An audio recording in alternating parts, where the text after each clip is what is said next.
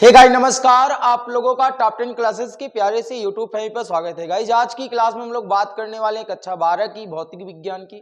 आज की क्लास में हम लोग बहुत मजेदार टॉपिकों के बारे में अध्ययन करने वाले प्यारे बच्चों। उम्मीद है कि हमने इससे पहले वाली क्लास में जिन टॉपिकों का बात किया था या जिन टॉपिकों पर अध्ययन किया है वो सभी टॉपिक आपको क्लियर हो गए होंगे। तो आज के भी क्लास में भी जिन टॉपिकों के बारे में हम लोग अध्ययन करने वाले प्यारे बच्चों, आज की टॉपिक मोस्ट इंपॉर्टेंट टॉपिक रहने वाली हैं, क्योंकि ये टॉपिक्स आपके एग्जाम में कई बार क्वेश्चन रिपीट किए जाते हैं, यहाँ से कई बार यहाँ से क्वेश्चन पूछे जाते हैं प्यारे बच्चों। तो चलिए बिना आपके टाइम को गंवाए हुए क्लास को स्टार्ट करते हैं। स्टार्ट करने से पहले आप चैनल पे नए आए होंगे तो चैनल को सब्सक्राइब करके बेल आइकन को जरूर प्रेस कीजिएगा, ताकि आने वाला वीडियो आपकी नोटिफिकेशन आपको मिलता रहे प्यारे बच्चों। चलिए क्लास को स्टार्ट कर लेते हैं यार, जान लेते हैं कि आज की टॉपिक क्या रहने वाली है। आज की क्लास में हम लोग किस टॉपिक के बारे में स्टडी करने वाले प्यारे बच्चों। तो सबसे पहले अगर हम बात करें तो आज की हमारी टॉपिक है वैद्युत द्विध्रुव, यानी हम लोग आज सबसे पहले कवर करने वाले हैं इलेक्ट्रिक डाइपोल वैद्युत द्विध्रुव के बारे में। फिर दूसरी टॉपिक हमारी है वैद्युत द्विध्रुव आघूर्ण। फिर तीसरी टॉपिक क्या है, वैद्युत द्विध्रुव के कारण विद्युत क्षेत्र की तीव्रता किस किस स्थिति पर, पहला अक्ष स्थिति पर, दूसरा है निरक्ष पर, तीसरा है आर थीटा पर। प्यारे बच्चों ये जो तीसरी स्थिति है, ये तीसरी स्थिति हम लोग नेक्स्ट क्लास में बात करेंगे, क्योंकि क्लास आपकी काफी लंबी हो जाएगी प्यारे बच्चों। इसकी वजह से ये तीसरी स्थिति हम लोग नेक्स्ट क्लास में बात करेंगे। उससे पहले ये दो स्थिति हम लोग आज के ही क्लास में बात करने वाले। तो एक बार आप लोग ये सारी टॉपिकें अपने दिमाग में ये बैठा लो कि आज की क्लास में हम लोग इतने चीज पढ़ने वाले हैं। पहला वैद्युत द्विध्रुव, दूसरा वैद्युत द्विध्रुव आघूर्ण, तीसरा वैद्युत द्विध्रुव के कारण अक्ष और निरक्ष पर विद्युत क्षेत्र की तीव्रता। प्यारे बच्चों चलिए क्लास को स्टार्ट करते हैं। वैद्युत द्विध्रुव क्या होता है वो समझते हैं। वैद्युत द्विध्रुव इलेक्ट्रिक डाइपोल क्या होता है, ध्यान से समझिएगा कि वैद्युत द्विध्रुव क्या होता है। हमने कहा कि ध्यान से देखना प्यारे बच्चों कि वैद्युत द्विध्रुव क्या होता है। एग्जाम्पल से समझाते हैं। यहां पर एक प्लस क्यू चार्ज है और यहां पर एक स्मॉल क्यू चार्ज है, ठीक, सॉरी यहां पर एक प्लस है, यहां पर एक माइनस है, दोनों के परिमाण बराबर है। देखते रहिएगा। अब कुछ बच्चे ऐसे होते हैं यार कि जो परिमाण को नहीं समझ पाते। फिर बच्चों कक्षा 12 तक की क्लास में आप आ गए और अगर आपको परिमाण नहीं समझ में आता तो बड़ी समस्या है। परिमाण का मतलब होता है कि उसकी वैल्यू कितनी है, उसकी संख्यात्मक मान कितना है।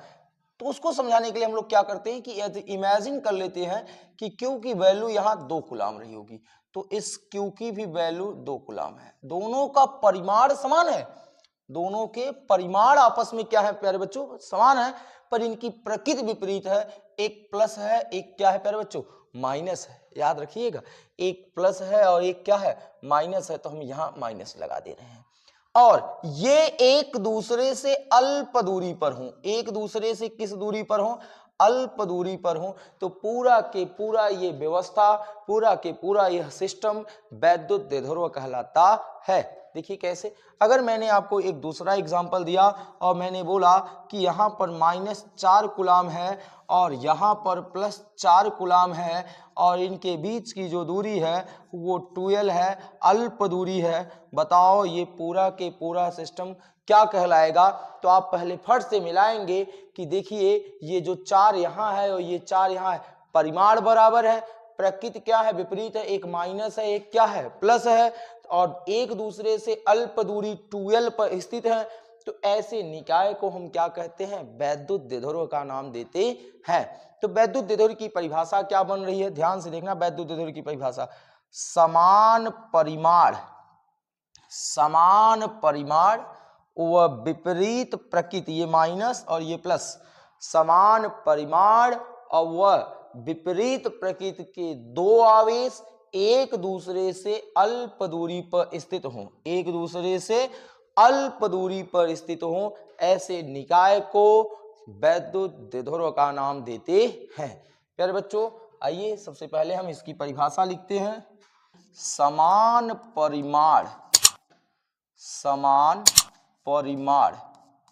परिमाण का मतलब प्यारे बच्चों, समान परिमाण का मतलब है कि उनकी संख्यात्मक मान बराबर हो।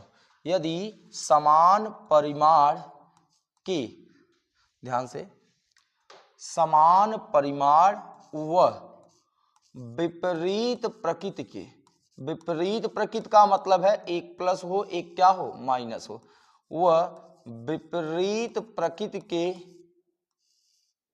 दो आवेश समान परिमाण व विपरीत प्रकृति के दो आवेश एक दूसरे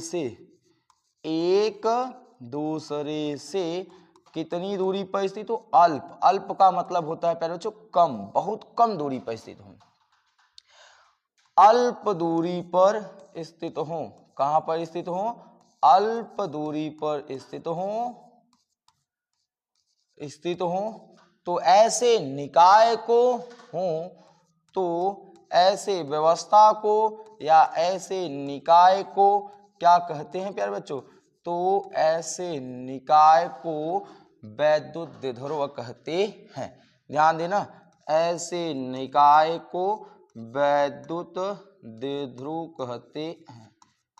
ऐसे निकाय को वैद्युत द्विध्रुव कहते हैं।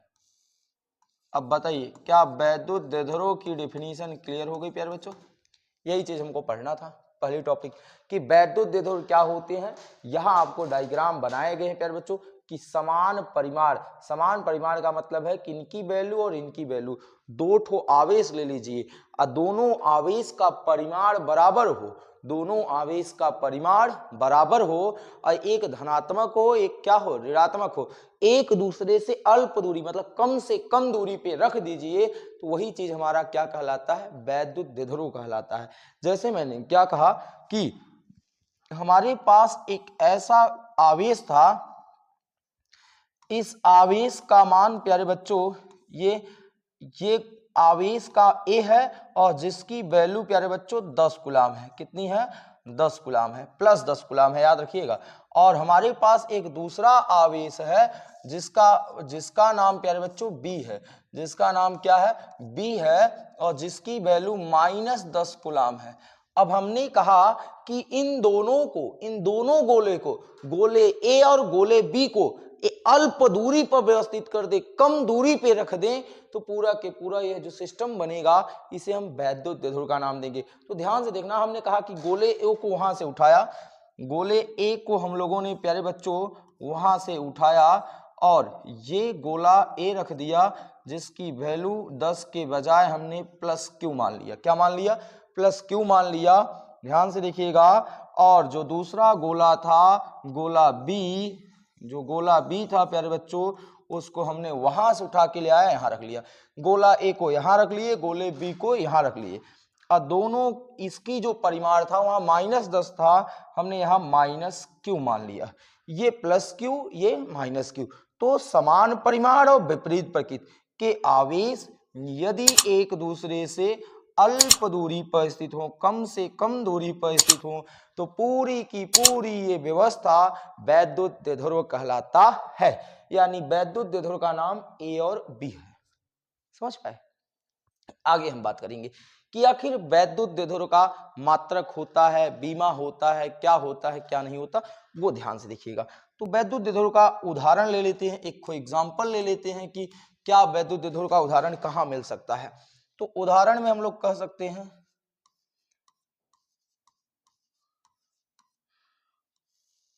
उदाहरण में क्या हो सकता है प्यारे बच्चों वैद्युत द्विध्रुव का? आपने देखा होगा HCl।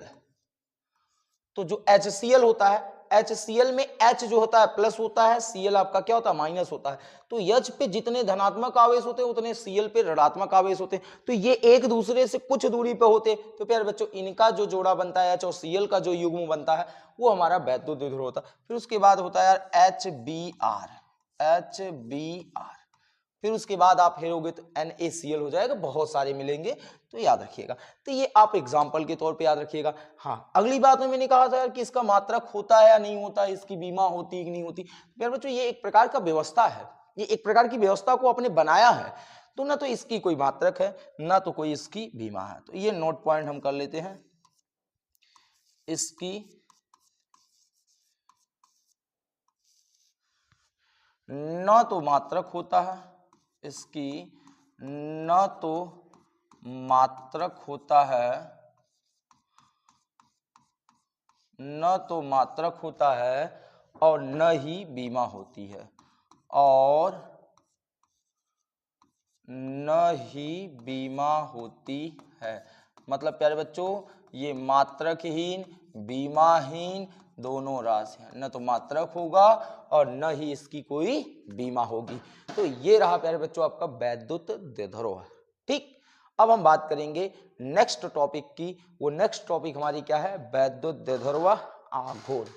अगर मैं आपसे पूछूं प्यारे बच्चों कि ये हमने क्या बनाया है, तो अभी आप तुरंत बता सकते हो कि सर आपने जो पहले टॉपिक पढ़ाया वही चीज तो आप बनाए हो, जिसका नाम आपने हमको बताया वैद्युत द्विध्रुव, जिसका नाम आपने क्या बताया? वैद्युत द्विध्रुव। तो मैंने क्या कहा कि ये एक वैद्युत द्विध्रुव है, एक वैद्युत द्विध्रुव है। ध्यान से समझना पहले, वैद्युत द्विध्रुव में स्थित किसी एक आवेश का परिमाण, परिमाण की बात कर रहे हैं प्यारे बच्चों, किसी एक आवेश की वैल्यू, इस पूरे निकाय में किसी एक आवेश की वैल्यू, अब चाहे इसकी वैल्यू उठा लो चाहे इसकी वैल्यू, वैल्यू तो दोनों की बराबर है प्यारे बच्चों। तो किसी एक आवेश की वैल्यू या परिमाण और उसके बीच की अल्प दूरी, अल्प दूरी कितना है प्यारे बच्चों? 12 है। तो अल्प दूरी के गुणनफल को ही वैद्युत द्विध्रुव आघूर्ण कहते हैं। तो एक बार फिर से प्यारे बच्चों मैंने क्या कहा? वैद्युत द्विध्रुव में रखे गए या वैद्युत द्विध्रुव में स्थित किसी एक आवेश का परिमाण और बीच की अल्प दूरी के गुणनफल को ही हम क्या कहते हैं? वैद्युत द्विध्रुव आघूर्ण। तो सबसे पहला प्यारे बच्चों कि जो वैद्युत द्विध्रुव आघूर्ण होता है वो आघूर्ण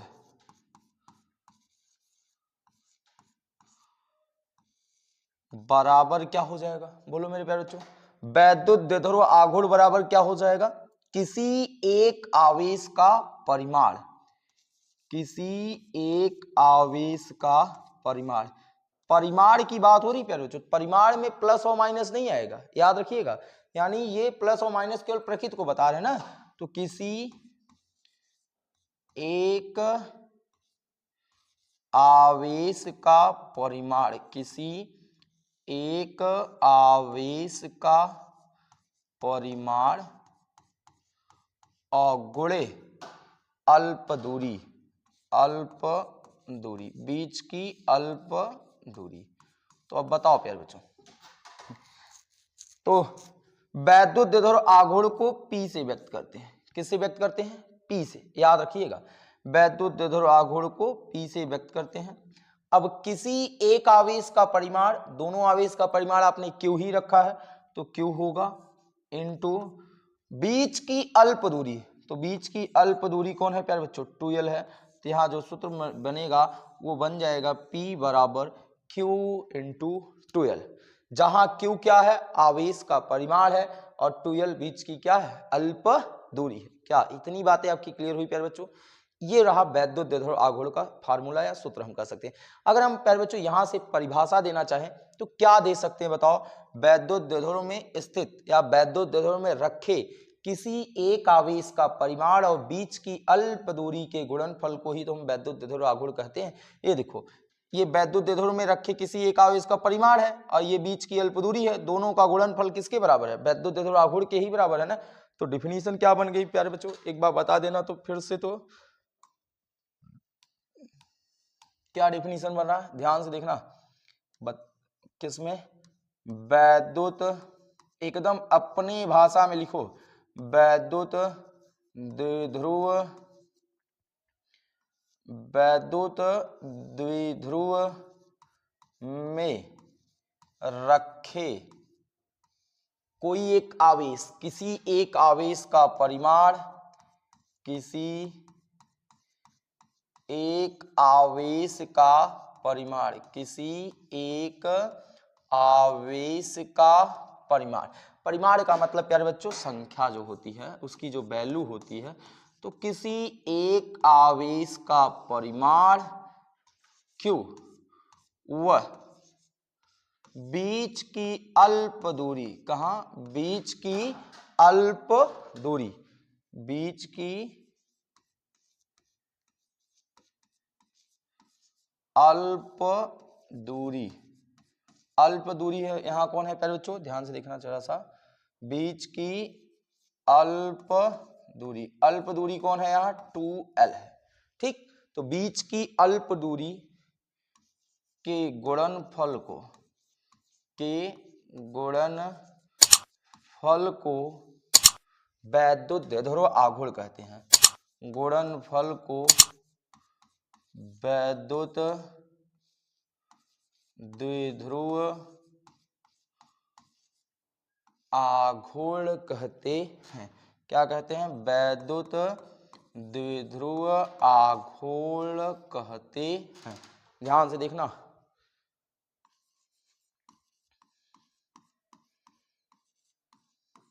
ठीक, ये हो गई प्यारे बच्चों वैद्युत द्विध्रुव आघूर्ण की परिभाषा। हमने क्या कहा? वैद्युत द्विध्रुव में रखे किसी एक आवेश का परिमाण और बीच की अल्प दूरी के गुणनफल को ही वैद्युत द्विध्रुव आघूर्ण कहते हैं।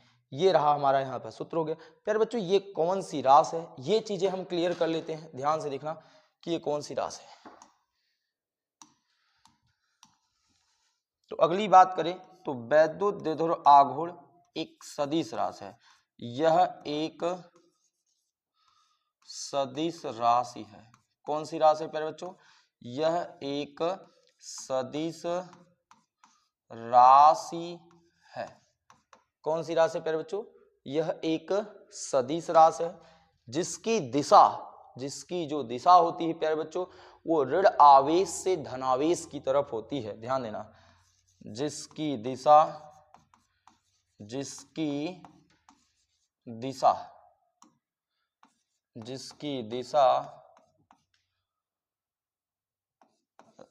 ऋण आवेश से धन आवेश की तरफ होता है। धन आवेश की तरफ होता है। ऋण आवेश से धन आवेश की तरफ होता है। ये चीज है। कौन सी राशि है? सदिश राशि है। और इसकी दिशा, जैसे अगर मैंने आपसे पूछा कि बताओ यार यहाँ पर इसकी दिशा किधर होगी, तो वैद्युत द्विध्रुव आघूर्ण की जो दिशा होगी वो ऋण आवेश से धनावेश की तरफ, तो ऋण आवेश से धन आवेश की तरफ ही वैद्युत द्विध्रुव आघूर्ण की दिशा होती है। अर्थात जो P है उसकी दिशा ऋण आवेश से धनावेश की तरफ होगा। समझ पाए? ऋण आवेश से किधर की तरफ होगा? धनावेश की तरफ। तो ये चीज बात कर रहा है। ये एक सदिश राशि हो गई। हाँ, इसके यहाँ सूत्र की बात हो गई। अब बात करेंगे इसकी मात्रक और इसकी बीमा की। तो चलो बात करते हैं वैद्युत द्विध्रुव आघूर्ण के मात्रक और बीमा की। तो यहाँ निकालते हैं वैद्युत द्विध्रुव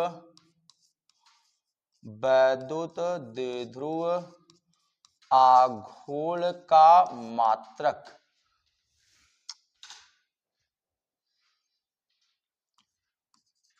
आघूर्ण का मात्रक याद रखिएगा, वैद्युत द्विध्रुव आघूर्ण का मात्रक।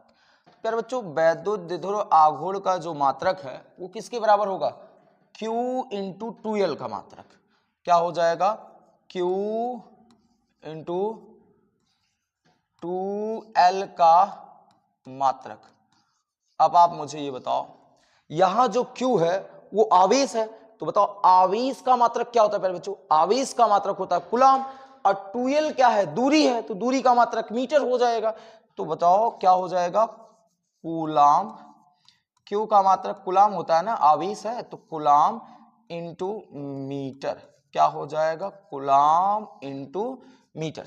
इसी को हम लोग क्या लिखते हैं प्यारे बच्चों? Coulomb into metre. या तो इसी को हम लोग ऐसे लिख सकते हैं, कूलम को C से दिखाते हैं, मीटर को M से, तो कूलम मीटर हो गए। तो वैद्युत द्विध्रुव आघूर्ण का मात्रक क्या हो गया? Coulomb metre.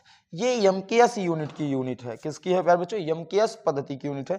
तो MKS पद्धति में एक नाम से और इनको हम जानते हैं। ध्यान से देखना, इसी को हम कहते हैं डे बाई। याद रखिएगा, इसी का हम लोग क्या कहते हैं? Day by. तो एक अन्य मात्रक भी है, वो भी ये भी MKS पद्धति की ही मात्रक है। तो अन्य मात्रक एक है, याद रखना, ये आपको कई बार ऑप्शनल क्वेश्चन बन जाता है, डे बाई। अब क्वेश्चन उठता है यार कि एक डेबाई बराबर कितना कूलाम मीटर होता होगा। ठीक, बात ये है। तो ध्यान से देखना प्यारे बच्चों, यहाँ ये और एक नोट पॉइंट है हमारा कि एक डेबाई बराबर कितना होता है। एक डेबाई इक्वल टू होता है 3.3 गुणे 10 घाते -30 कूलाम मीटर। ये होता है एक डेबाई बराबर कितना होता है प्यारे बच्चों, 3.3 गुणे 10 घाते -3 कूलाम मीटर। अब इसकी बीमा रह गई प्यारे बच्चों, अब इसकी हम क्या निकालना रह गया, बीमा। तो चलिए बीमा की बात कर लेते हैं। तो वैद्युत द्विध्रुव आघूर्ण की बीमा, तो बीमा कैसे होगा भाई, बीमा जो Q और 2L की होगी वही होगी बीमा। तो बताओ बीमा क्या होगा, आवेश है तो आवेश की बीमा आप लोग जानते हो प्यारे बच्चों AT होता है। क्या होता है AT, धारा Q बराबर होता है धारा गुणे समय, तो धारा एम्पियर A हो गया, समय T हो गया प्यारे बच्चों, इंटू 2L के लिए क्या लगता है, L ही लगता है क्योंकि दूरी है। तो पूरा मिला जुला के बीमी सूत्र क्या हो जाएगा, देखना यहाँ यम है नहीं तो यम के पावर 0, यल है प्यारे बच्चों एक बार, और टी भी आपका कितनी बार है, एक बार, और एक भी ए भी आपका एक बार है। तो इसकी जो बीमी सूत्र तैयार हो गई वो है m के पावर 0, l के पावर 1, t के पावर 1, a के पावर 1। इसे ही हम लोग कहते हैं LTA भी कहा जा सकता है, कोई दिक्कत नहीं है। तो प्यारे बच्चों इस प्रकार ये आपकी टॉपिक कंप्लीट होती है, वैद्युत द्विध्रुव आघूर्ण। एक बार मैं फिर से बता देना चाहता हूं कि वैद्युत द्विध्रुव आघूर्ण क्या है।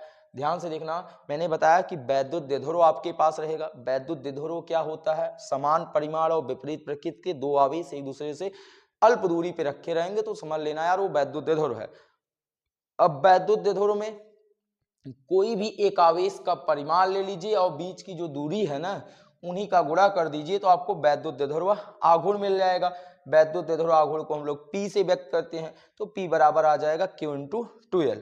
इसका मात्रक क्या होता है, कूलाम मीटर या डेबाई होता है, और ये एक आपकी सदिश राशि होती है। ठीक, ये रहा प्यारे बच्चों वैद्युत द्विध्रुव आघूर्ण। अब हम बात करेंगे नेक्स्ट टॉपिक की, वैद्युत द्विध्रुव आघूर्ण के कारण अक्षीय स्थिति पर विद्युत क्षेत्र की तीव्रता। प्यारे बच्चों ध्यान देना, ये टॉपिक इंपॉर्टेंट है, मोस्ट इंपॉर्टेंट है, याद रखना। अब ये टॉपिक भाई इंपॉर्टेंट क्यों है, क्योंकि यार ये टॉपिक आपके एग्जाम में 3 नंबर का पूछता है। एग्जाम में ये क्वेश्चन आपसे पूछा जाता है 3 नंबर से। ठीक, यानी ये 3 नंबर वाले टॉपिक है। क्या है एक बार देख लेना, वैद्युत द्विध्रुव आघूर्ण के कारण। अच्छा ये चीज तो हम जानते हैं भाई, ये चीज हम जानते हैं, वैद्युत द्विध्रुव अभी हमने पढ़ा, विद्युत क्षेत्र की तीव्रता पिछले वाले क्लास में पढ़ा है। केवल इसमें हमको अक्षीय स्थिति समझना है, अक्षीय स्थिति समझना क्या होता है। तो सबसे पहले हम क्या बनाएंगे, वैद्युत द्विध्रुव बनाएंगे। क्या बनाएंगे प्यारे बच्चों, वैद्युत द्विध्रुव। चलो यार जो वो कह रहा है, सबसे पहले कोई भी हेडिंग या कोई भी डेरिवेशन करते समय या करने से पहले बच्चों को समस्याएं ये आती है कि हम शुरुआत कहां से करें सर। तो शुरुआत आपकी जो हेडिंग है प्यारे बच्चों, जो टॉपिक है वहां से होती है। टॉपिक में देखिए क्या चीज करा, डेरिवेशन का 80% डेरिवेशन आपको वहां से क्लियर हो जाते हैं जब आपके डायग्राम क्लियर हो जाए। ठीक, तो क्या बनाना है, सबसे पहले करा वैद्युत द्विध्रुव। तो दिमाग में तुरंत चलना चाहिए कि वैद्युत द्विध्रुव बनता कैसे है, तुरंत दिमाग में चलना चाहिए यार। वैद्युत द्विध्रुव क्या होता है कि असमान परिमाण के 2 आवेश होते हैं। भैया कौन कौन, समान परिमाण के 2 आवेश होते हैं और एक दूसरे से अल्प दूरी पर स्थित होते हैं। तो एक दूसरे से कितनी दूरी पर, अल्प दूरी पर स्थित होते हैं। तो ये हमने लगा दिया 2L दूरी पर, ये क्या हो गए, स्थित हो गए। ये चीज हमारी क्या कहलाई, वैद्युत द्विध्रुव। नाम दे दो ए और क्या बी, ए और बी। यहां तक बातें क्लियर हो गई। पहला काम वो वैद्युत द्विध्रुव बनाने के लिए बोले थे। फिर कह रहे हैं कि अक्षीय स्थिति बनाइए। तो अच्छी स्थिति का मतलब होता है प्यारे बच्चों कि इन दोनों को मिलाने वाली ये प्लस क्यू और माइनस क्यू दोनों को मिलाने वाली रेखा के पर ही कोई बिंदु हो, दोनों को मिलाने वाली रेखा पर स्थित कोई भी बिंदु अक्ष कहलाएगा। जैसे मैंने क्या कहा यहां समझो, मैंने कहा कि यार ये कोई बिंदु ए है और ये कोई बिंदु बी है। अब जो हमारा अगला बिंदु है, अगला बिंदु जो है वो कुछ भी हो सकता है। तो अगला बिंदु जैसे जो अगर सी है, जैसे मैंने कहा ये सी है और ये हमारा डी है, और हमने कहा कि ये बिंदु हमारा ई है, हमने कहा हमारा बिंदु ये एफ है, हमने कहा ये बिंदु जी है। तो मैंने कहा यार कि बताओ कि इन सारे बिंदुओं में से कौन बिंदु अक्ष पर है, कौन बिंदु अक्ष पर है। तो आपको कुछ नहीं करना है, इन दोनों बिंदुओं को मिलाने वाली रेखा को आप आगे और पीछे बढ़ा दो। आगे और पीछे बढ़ा दोगे, थोड़ी सी लाइन ये टेढ़ी हो गई प्यारे बच्चों, देखना। तो दोनों लाइन को आप आगे पीछे क्या करोगे, जब बढ़ाओगे ना तो देखोगे, जब दोनों लाइनों को आप आगे पीछे क्या करोगे, बढ़ाओगे, तो जो उस रेखा पर बिंदु आएगा, जो उस रेखा पर बिंदु आएगा वही बिंदु अक्ष कहलाएगा। वही बिंदु क्या कहलाएगा, अक्ष कहलाएगा। एक बार मैं फिर से ये बात क्लियर करना चाह रहा हूं कि दोनों बिंदुओं को मिलाने वाली रेखा पर स्थित जो भी बिंदु होगा प्यारे बच्चों, वो बिंदु अक्ष कहलाता है। बात समझ पाए, समझ पाए? तो बताओ कौन अक्ष पे होगा, तो ये जो बिंदु है वो बिंदु अक्ष पे हो जाएगा, बाकी और सभी लोग अक्ष पे नहीं है। बोलो क्या ये बात आपकी क्लियर होगी प्यारे बच्चों? एक बार प्यारे बच्चों ये बताओ कि दो बिंदुओं को मिलाने वाली रेखा पर स्थित कोई भी बिंदु कौन सा स्थिति कहलाता है, अक्ष कहलाता है। चलिए, तो अक्ष क्लियर हो गया। तो बिल्कुल अब हम क्या करेंगे, अक्ष यहां बना देंगे, ध्यान से देखना। तो दोनों आवेशों को मिलाने वाली रेखा पर ही अक्ष लिया जाएगा, इस बात को क्लियर कर लीजिए। तो प्यारे बच्चों हमने कहा कि ये हो गया, ठीक, ये दोनों द्विध्रुव हो गए। यहां से कुछ मीटर की दूरी पर हम लोग एक बिंदु पी मान लिए। अब वो बिंदु का नाम आप दे दो, कुछ भी नाम दे दो, सी ही नाम दे दो। चलो, ये बिंदु सी हो गया। अब आप देखो ये जो बिंदु सी है इसके अक्ष पर स्थित है। क्यों? क्योंकि ये बिंदु सी इसको मिलाने वाली रेखा पर ही स्थित है ना। तो मैंने तो यही बताया कि भैया यदि कोई बिंदु दोनों आवेशों को मिलाने वाली रेखा पर स्थित हो तो वो अक्ष कहलाता है। यहां तक पहुंच गए, वैद्युत द्विध्रुव के कारण अक्ष। इस पे हमको क्या ज्ञात करना है, विद्युत क्षेत्र की तीव्रता ई ज्ञात करनी है। विद्युत क्षेत्र की तीव्रता को हम लोग ई से व्यक्त करते हैं ना, तो इस पे ई ज्ञात करना। तो यार बताओ पहले विद्युत क्षेत्र की तीव्रता कौन सी राशि है, सदिश राशि है। तो जब इस पे तीव्रता निकालनी है तो सदिश राशि है तो हम लोग दिशा निकालेंगे तब तीव्रता निकालेंगे, ठीक। तो ध्यान से देखना, तो क्या करते हैं, यहां से मानते हैं कि वैद्युत द्विध्रुव का ये मध्य बिंदु है, ये वैद्युत द्विध्रुव का मध्य बिंदु O है। आप ये बताओ जैसे ही ये मध्य बिंदु O है तो ये दूरी बट जाएगी, जो 2l है वो दूरी बट के LL में हो जाएगा। बात समझिएगा जरा सा, जो दूरी आपकी 2l में है वो दूरी आपकी L में हो जाएगी, ठीक। 2l था यहां से यहां तक, अब आधा आधा बढ़ गए तो L हो गए, L हो गए।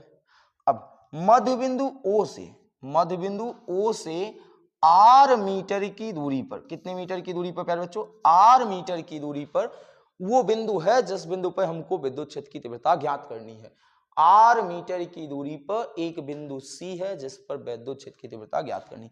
तो सबसे पहले जो चीजें आपने बनाया है वो चीजें आप जरूर एक बार लिख लो प्यारे बच्चों, क्योंकि लिखने के बाद आपको वो सारी चीजें क्लियर हो जाए। मैं शॉर्टकट बता सकता हूं यार, पर आपको समझना होगा। तो क्या है, तो सबसे पहले यहां लिखेंगे, माना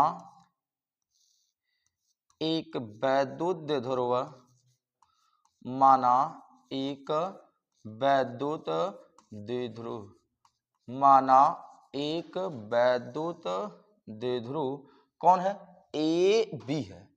माना कोई वैद्युत द्विध्रुव ए बी है, ठीक, जिसका मध्य बिंदु, ध्यान से देखना प्यारे बच्चों, जिसका मध्य बिंदु, जिसका मध्य बिंदु कौन है, O है। देखिए जिसका मध्य बिंदु O है, यही चीज है। वैद्युत द्विध्रुव ए बी है, मध्य बिंदु O है, ठीक। O से R मीटर की दूरी पर, O से R मीटर की, O से R मीटर की दूरी पर कोई बिंदु C है, R मीटर की दूरी पर बिंदु C है। कौन है प्यारे बच्चों, बिंदु C है, जिस पर क्या ज्ञात करना, याद रखिएगा, जिस पर विद्युत क्षेत्र की तीव्रता ज्ञात करनी है, जिस पर विद्युत क्षेत्र की तीव्रता ज्ञात करनी है। विद्युत क्षेत्र की तीव्रता ज्ञात करनी है। बोलो, क्या इतनी बात आपकी क्लियर हो गई? क्या इतनी बात आपकी क्लियर हो गई? एक बार फिर से देख लेना। वैद्युत द्विध्रुव ए बी है, मध्य बिंदु O है, इससे r मीटर की दूरी पर बिंदु C है, जिस पे हमको विद्युत क्षेत्र की तीव्रता ज्ञात करनी है। चले, अब ध्यान से देखना प्यारे बच्चों, अभी बातें कुछ और हैं कि यार जो ये बिंदु C है, इस पे इमेजिन करते हैं कि एक परीक्षण आवेश Q0 है, एक परीक्षण आवेश Q0। अब आपको बताएं, परीक्षण आवेश सदैव धनात्मक होता है, इस बात को आप याद रखिएगा। तो आप मुझे बताओ, ये जो प्लस वाला आवेश है वो इनको किधर की तरफ खींचेंगे या ढकेलेंगे? ढकेलेंगे। तो प्लस के कारण लगने वाले बल की दिशा इधर होगी, प्लस के कारण लगने वाले बल की दिशा इधर होगी। जिधर बल की दिशा होती है प्यारे बच्चों, उधर ही विद्युत क्षेत्र की तीव्रता की दिशा होगी। तो ध्यान से देखना, अब यहीं से शुरुआत होती बढ़िया चीज आपकी। अब देखना, ये जो प्लस वाला है इस Q0 को इधर की तरफ ढकेलेगा, ढकेलेगा नहीं ढकेलेगा? बोलो, ढकेल दिया इधर। यार जब ये इधर ढकेलेगा तो इसके कारण लगने वाले जो विद्युत क्षेत्र की तीव्रता की दिशा होगी ये हो जाएगी। ठीक, इनका नाम देना चाहते हो तो नाम दे दो भैया, बी है तो EB रख दो, EB हो गया। ठीक, अब आप इमेजिन कर लो, ये माइनस वाला है। अब ये माइनस वाला इनको क्या करेगा? अपनी तरफ खींचेगा, खींचने को प्रयास करेगा। तो माइनस के कारण जो इस पे लगने वाले विद्युत क्षेत्र की तीव्रता की दिशा है वो ये हो जाएगा। तो माइनस वाले का नाम आपने दे दिया E A। क्या नाम दे दिया प्यारे बच्चों? EA, क्योंकि ये A के कारण था। ठीक, तो ध्यान से देखना, ये प्लस आवेश के कारण दिशा है और ये देखिए जो EB है वो प्लस के कारण है और जो EA है वो माइनस के कारण है। अब आप देखो, बिंदु C पर जो परिणामी निकालना है वो EB और EA के ही बराबर होगा। तो EB और EA दोनों एक दूसरे के विपरीत है। तो हमने पढ़ा है प्यारे बच्चों कि जब कोई दो सदिश एक दूसरे के विपरीत हो तो उनका जो परिणामी होता है वो उनके अंतर के क्या होता है? बराबर होता है। वो उनके अंतर के क्या होता है? बराबर होता है। तो सबसे पहले बिंदु C पर परिणामी तीव्रता जो हो जाएगी वो हो जाएगा EB माइनस क्या हो जाएगा? EA। EB माइनस EA होगा, इस बात को याद रखना। तो सबसे पहले प्यारे बच्चों हम क्या निकालेंगे? चलिए, तो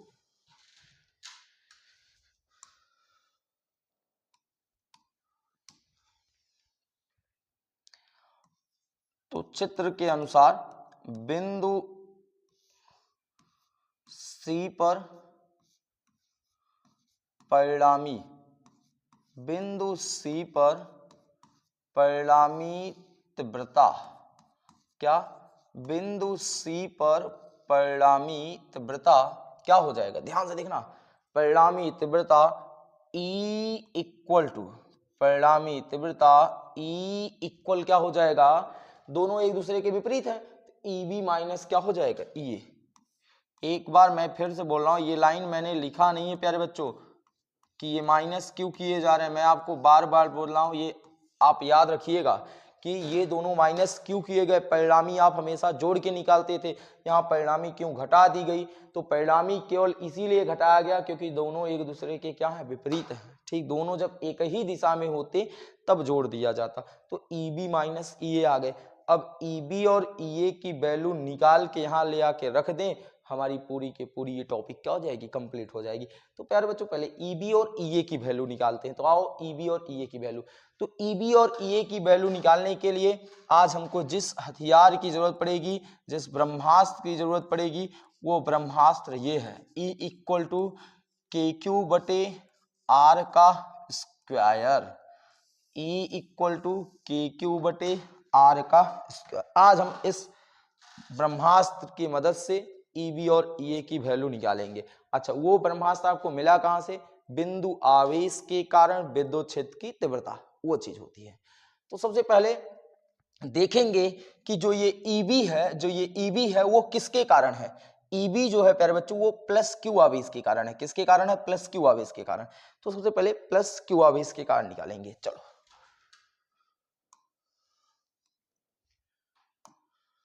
तो सबसे पहला यहां लिखेंगे प्लस क्यू आवेश के कारण।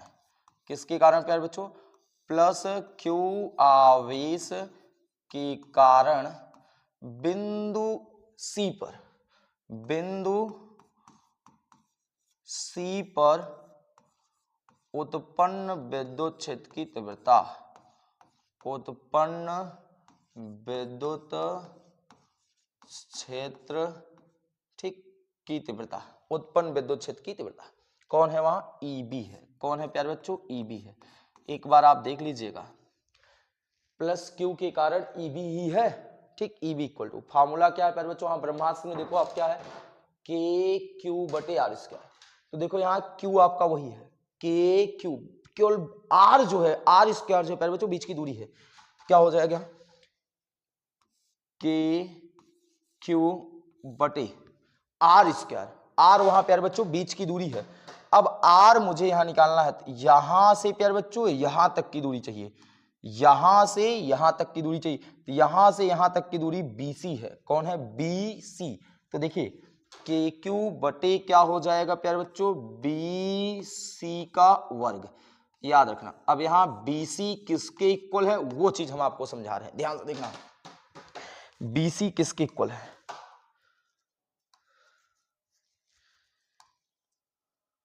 देखो प्यारे बच्चों BC किसके इक्वल है, आपको ये चीज क्लियर कर लेनी है बस। एक मिनट, थोड़ा सा कलर में चेंज कर लूं तो ठीक रहेगा, आपको भी समझ में आएगा, हमको भी। देखो यार BC किसके इक्वल है? यहां से यहां तक का इतनी दूरी, केवल मुझे यहां से यहां तक की दूरी चाहिए। ध्यान देना, यहां से यहां तक की दूरी। सोचो तो यहां से यहां तक की दूरी मैं कैसे पाऊं? यहां से यहां तक का दूरी पता है, टोटल कितना R है। देखो टोटल कितना R है यहां से यहां तक का। अगर मैं ये दूरी निकाल दूं, ये दूरी R है, ये दूरी निकाल दूं तो मुझे ये दूरी मिल जाएगी। तो प्यारे बच्चों देखो ये दूरी R है, अगर ये दूरी L बाहर निकाल दिया जाए तो ये दूरी मिलेगी, और ये दूरी होगी R माइनस L। किसके इक्वल होगा? R minus L। क्या आप ये बात समझ पा रहे हैं? ये बात आप समझ पा रहे हैं कि नहीं समझ पा रहे हैं? ये R माइनस L कैसे आया? टोटल दूरी यहां से यहां तक R है, ये L दूरी निकाल दिए तो बचा R माइनस L। ठीक, तो BC जो है वो R माइनस L के इक्वल है प्यारे बच्चों। BC R माइनस L के इक्वल है। तो ये वैल्यू पुट कर दो यहां पर, तो क्या आ जाएगा यहां पर? EB इक्वल टू KQ बटे R माइनस L का whole square, equation number second. ये EB निकाल लिए। सेम प्यारे बच्चों इसी तरह हम EA निकालेंगे। इसी तरह जैसे आपने EB निकाला है, सेम वही प्रोसेस करके हम EA निकाल लेंगे। चलो तो प्यारे बच्चों हम लोग EA निकालते हैं। आइए देखिए, अब EA किसके कारण है? EA माइनस क्यू आवेश के कारण है। ठीक, तो अब इसको हम भूल जाते हैं ब्रह्मास्त्र को, तो क्या होगा? माइनस क्यू आवेश के कारण। किसके कारण? माइनस क्यू आवेश के कारण उत्पन्न विद्युत क्षेत्र, उत्पन्न विद्युत क्षेत्र की तीव्रता, उत्पन्न विद्युत क्षेत्र की तीव्रता। ध्यान से देखिएगा प्यारे बच्चों, अब माइनस क्यू आवेश के कारण जो है वो उसका नाम आप लोगों ने रखा है EA, और अभी हमने सूत्र पढ़ा था KQ बटे। अब आपके मन में चल रहा होगा कि सर यहाँ तो क्यू नहीं बल्कि माइनस क्यू है, तो मैंने बताया ना प्यारे बच्चों वो माइनस केवल प्रकृति को बता रहा है ना, तो माइनस हमको नहीं रखना। KQ बटे R का स्क्वायर, R स्क्वायर था ना, तो बोलो यहां से लेके यहां तक की दूरी, यहां से लेके यहां तक का दूरी AC क्या होगा? AC हो जाएगा। अब आप मुझे बताओ यहां जो AC है वो किसके इक्वल है? बात करो, AC किसके इक्वल है? आओ दिमाग लगाते हैं हम लोग। यहां से यहां तक की दूरी R है, मुझे यहां से यहां तक की दूरी बढ़ी है केवल, तो बोलो प्यारे बच्चों, यहां से यहां तक का आर है, इतना बढ़ा है, तो R plus L, R plus L A C की इक्वल हो जाएगा, होगा ना। तो ए सी जो है वो आर प्लस एल के इक्वल है, रख दो यहां पर। तो क्या मिल जाएगा प्यारे बच्चों, ई ए इक्वल टू के क्यू बटे ए सी की वैल्यू आर प्लस एल का होल स्क्वायर, इक्वेशन नंबर 3। बोलो, बात क्लियर है। अब हम क्या करेंगे, जो ई है जो ईबी है, दोनों की वैल्यू समीकरण 1 में रख देंगे। देखो ईबी और ईए की वैल्यू समीकरण 1 में रखना, बस और कुछ भी नहीं करना। तो क्या लिखेंगे, ध्यान से देखना, समीकरण 2 व 3 से, समीकरण 2 व 3 से ईबी व ईए का मान, ईबी व ईए का मान समीकरण 1 में रखने पर, समीकरण 1 में रखने पर हमने क्या कहा प्यारे बच्चों, ये जो ईबी और ईए निकाले हो, इसका मान आप समीकरण 1 में रख दो। प्यारे बच्चों एक चीज हम लोग यहां से कर लिए होते, ये जो दूरी आपने लिखा वो यहां से लेके के यहां तक की दूरी कितनी हो गई थी, आर प्लस एल, अभी आपने बनाया था ना, ठीक। अब ठीक है, अब ध्यान से देखना, समीकरण 2 और 3 से ई और ईबी का मान समीकरण 1 में रखना। तो ईबी की वैल्यू पहले रखना है, तो रखो, क्या मिलेगा, ध्यान से देखना, ई इक्वल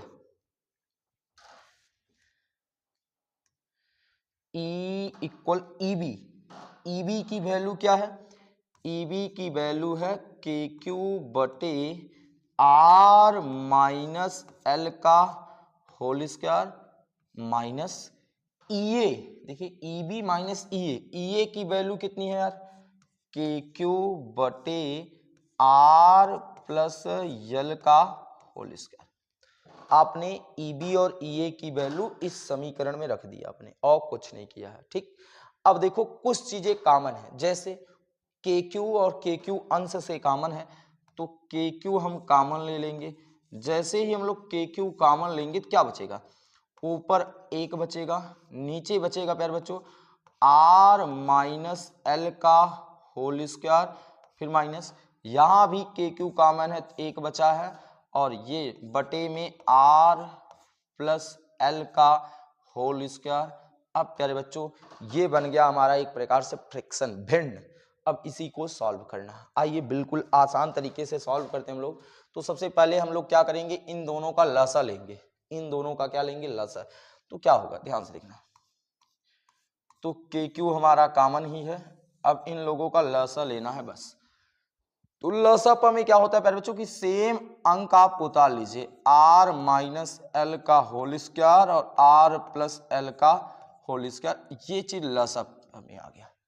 क्या होता है कि जब आपको लसा लेने का तरीका 2 होता है प्यारे बच्चों, या तो आप दोनों संख्याओं को हर में जो दी गई हैं उन दोनों का गुणा कर लीजिए, या तो आप उनका फैक्टराइजेशन करिए। तो इनका तो हम फैक्टराइजेशन कर नहीं पाएंगे, तो हम लोगों ने डायरेक्टली जो हर में दिया उन दोनों का गुणा। अब देखना, इनका गुणा इनसे करो, तो यार जब इनका गुणा इनसे करोगे तो वही तो मिलेगा, आर प्लस एल का होल स्क्वायर, फिर बीच में माइनस है, इनका गुणा इनसे कर लो, तो इनका गुणा करोगे तो आर माइनस एल का होल स्क्वायर पाओगे, क्योंकि किसी का भी एक में गुणा करो जो चीजें रहती वही चीजें मिलती हैं, ठीक। यहां तक बातें क्लियर हो गई।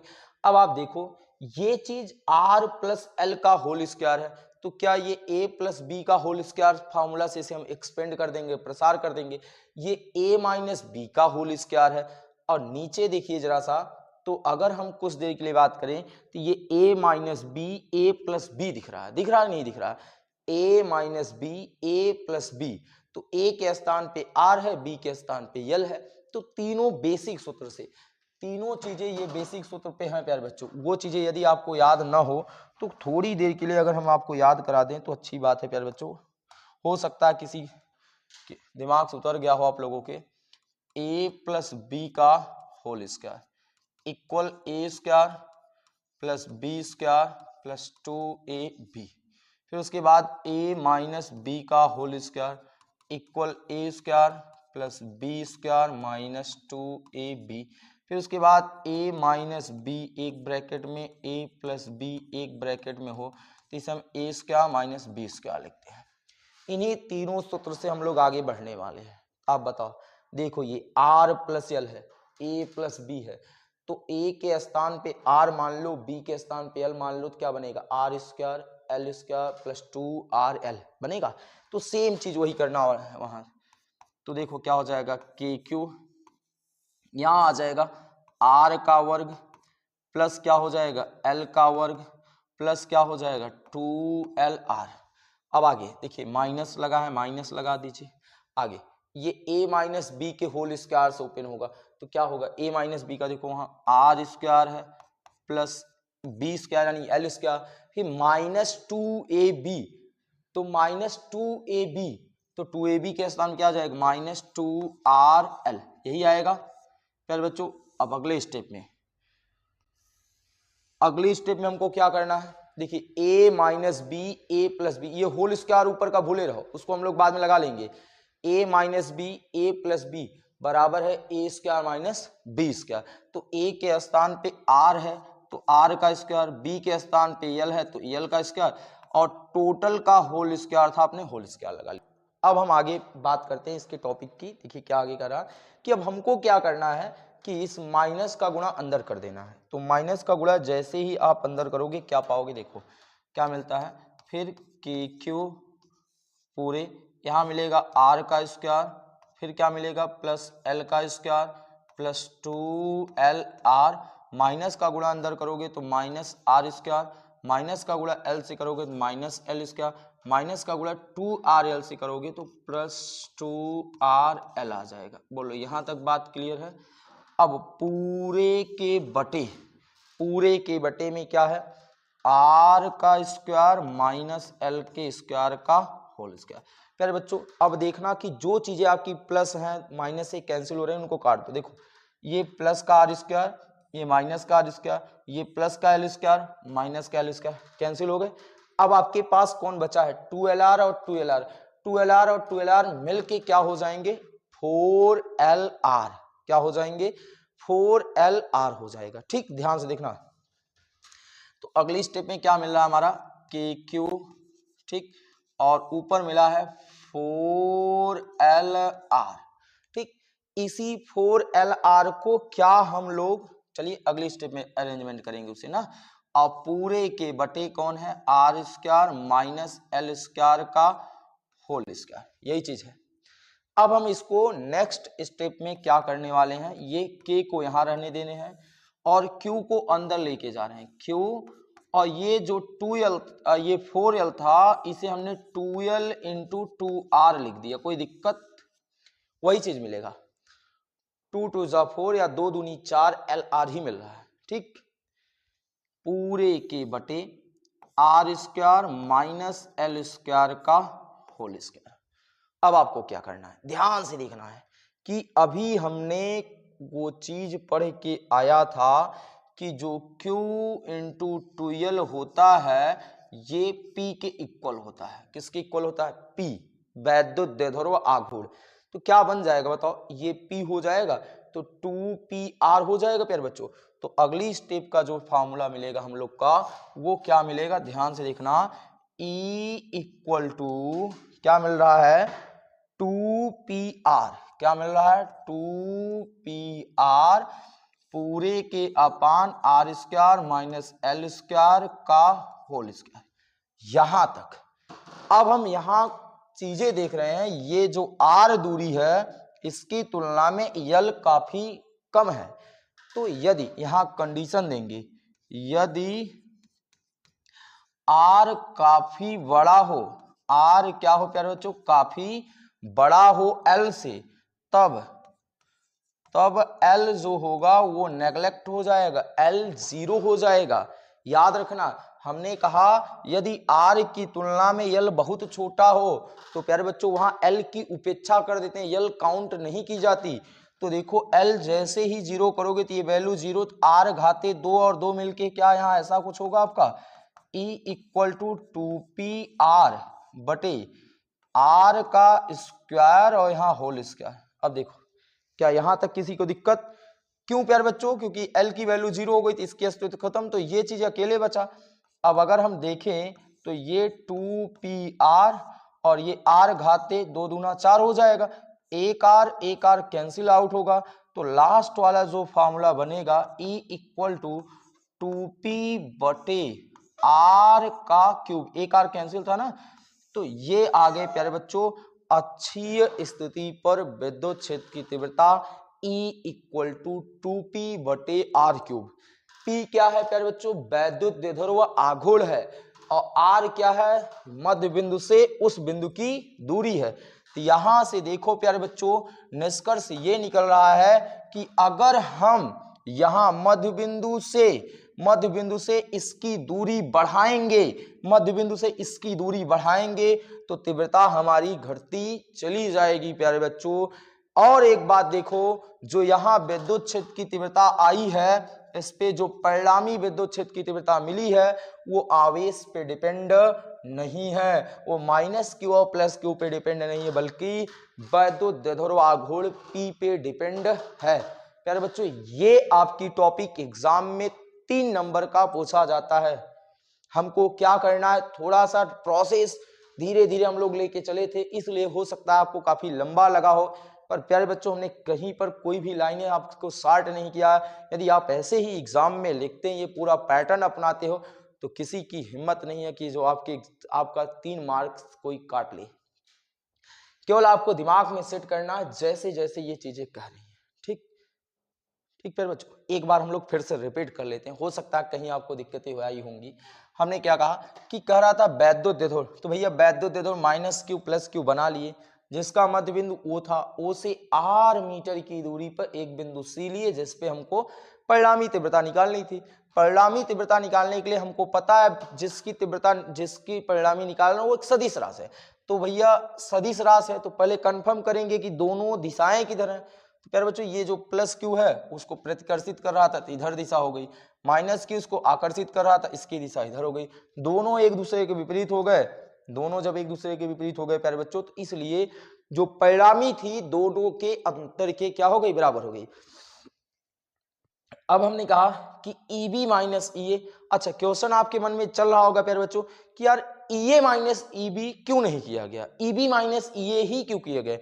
तो ध्यान से देखना, ये मेन मुद्दा है कि EB - EA करने का कारण है क्योंकि ये जो +q है ये इसके काफी पास में है, तो प्लस के कारण लगने वाले की तीव्रता यहाँ पर ज्यादा होगी। ठीक, इसलिए प्लस के कारण जो लग रहा था EB ये ज्यादा है, EA यहाँ कम है। तो लिख सकते हो आप, ये पॉइंट यहाँ लिख सकते हो, चूंकि EB is greater than EA, EB is greater than EA, मतलब EB EA से बड़ा है, इसलिए EB माइनस क्या है, EA। यहाँ पे यहाँ लिख सकते हो, यहाँ पॉइंट लिखना चाहिए तो हम लोग वहां लिख दिए, कोई दिक्कत नहीं। अब क्या करना है, EB की वैल्यू निकाल लिए, EA की वैल्यू निकाल लिए, इस समीकरण में रख दिया गया, और इस समीकरण में रखने के बाद हम लोगों ने यहाँ से कुछ ऐसा इस प्रकार ये भिन्न का घटाना बना, जिसे हम लोगों ने सॉल्व किया, फिर a + b का होल स्क्वायर, a - b का होल स्क्वायर से प्रसार किए, तो आपको ये मिला। ठीक प्यारे बच्चों, अब हम बात करेंगे नेक्स्ट टॉपिक की, और आज की क्लास की जो है हमारी लास्ट टॉपिक है प्यारे बच्चों, निरक्षीय स्थिति पर वैद्युत क्षेत्र की तीव्रता।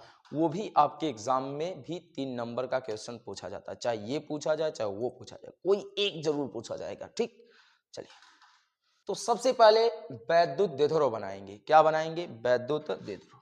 ये कोई एक वैद्युत द्विध्रुव है जो कि -q और +q आवेश से मिलकर बना है, जिसका अच्छा इसका नाम A एंड क्या है, B है। कोई वैद्युत द्विध्रुव AB है, जिसका प्यारे बच्चों मध्य बिंदु क्या है, O है, मध्य बिंदु O है। जो दूरी 12 थी, जो दूरी इनके बीच की 12 थी प्यारे बच्चों, अब जैसे ही मध्य बिंदु O मानोगे तो वो दूरी 12 से क्या हो जाएगा, L दूरी बट जाएगी, वो दूरी L में बट जाएगा, नहीं बटेगा प्यारे बच्चों, बटेगा, तो ये दूरी LL में डिवाइड हो गई।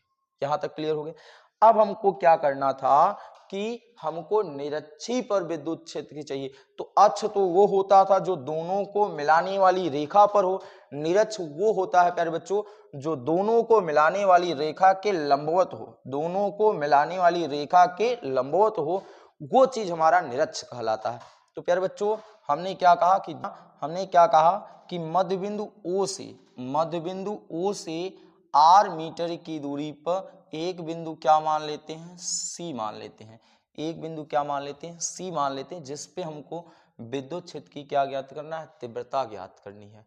याद रहे प्यारे बच्चों, ये जो लाइनें हमने खींचा है ये हमारी लाइनें क्या होनी चाहिए, डॉट डॉट होनी चाहिए, इस बात को याद रखिएगा। तो थोड़ा सा हम लोग क्या करते हैं कि डॉट डॉट बना लीजिएगा आप लोग। अब ध्यान से देखना, हमने क्या कहा कि यहाँ मध्य बिंदु O से r मीटर की दूरी पर एक बिंदु C है जिस पर हमको विद्युत क्षेत्र की तीव्रता ज्ञात करनी है। और साथ में प्यारे बच्चों हमने यहाँ से यहाँ तक की ये लाइनें मिला दी है, क्योंकि यहाँ से इसकी मुझे दूरी निकालनी पड़ेगी, ठीक, इसलिए। तो सबसे पहले हमको क्या करना, माना एक वैद्युत द्विध्रुव AB है जिसका मध्य बिंदु O है, O से r मीटर की दूरी पर एक बिंदु C है जिस पर विद्युत क्षेत्र की तीव्रता ज्ञात करनी है। ये सारी चीजें लिख लेनी है, ठीक, जैसे हमने वहां पर लिखा था पिछले वाले डेरिवेशन में, सेम वही चीज लिखना। अब यार ध्यान से देखना, अब हमने कहा कि भैया हमने इस पे इमेजिन कर रहे हैं कि एक को परीक्षण आवेश रखा है Q0। तो आप मुझे बताओ ये जो प्लस वाला है इस Q0 को क्या करेगा, Q0 को इधर की तरफ ढकेलेगा। तो मैंने कहा कि जिधर ढकेलेगा उधर ही विद्युत क्षेत्र की तीव्रता की दिशा होगी। तो प्यारे बच्चों बोलो, प्लस इसके Q के कारण जो लगने वाले विद्युत क्षेत्र की तीव्रता की दिशा होगी वो कुछ ये हो जाएगा आपका। ध्यान से देखना, क्या प्लस Q के कारण लगने वाली जो विद्युत क्षेत्र की तीव्रता की दिशा है वो आपकी वो इधर होने वाली है। ध्यान से देखना, ये प्लस Q के कारण है, ठीक, ये किसके कारण है प्यारे बच्चों, प्लस Q के कारण विद्युत क्षेत्र की तीव्रता की दिशा है, ये चीज, ठीक। थोड़ी सी लाइनें हम लोग को गाढ़ी इसलिए कर दे रहे हैं आपको दिखे ना। अब देखना, फिर उसके बाद ये प्लस Q के कारण है जो कि B पर है, तो इसका नाम आपने EB रख दिया। क्या रख दिए प्यारे बच्चों, EB ना। अब हमने कहा जो माइनस वाला है ये भाई साहब माइनस वाले इनको अपनी तरफ आकर्षित करेंगे, तो आकर्षित करेंगे तो इनकी दिशा इधर हो जाएगी। तो भैया माइनस वाले को हम लोग दिखा देते हैं। तो माइनस वाले के कारण जो विद्युत क्षेत्र की तीव्रता की दिशा होगी उसकी दिशा माइनस वाले के कारण ये हो जाएगी। ये देखिए माइनस वाले यहाँ आ गए, तो वो प्लस हो गए, ये क्या हो गए, माइनस हो गए। अब आप देखिए ये दोनों EB और जो EA हैं ना, तो दोनों एक दूसरे के विपरीत हुए। अगर दोनों एक दूसरे के विपरीत हुए होते तो प्यारे बच्चों हम लोग घटा देते। दोनों अगर एक ही दिशा में हुए होते तो दोनों को हम जोड़ देते। ना तो दोनों विपरीत है ना तो दोनों एक ही दिशा में है, ये बल्कि दोनों एक दूसरे के बीच में प्यारे बच्चों ये थीटा यानी 2 थीटा का कोण बना लिए हैं।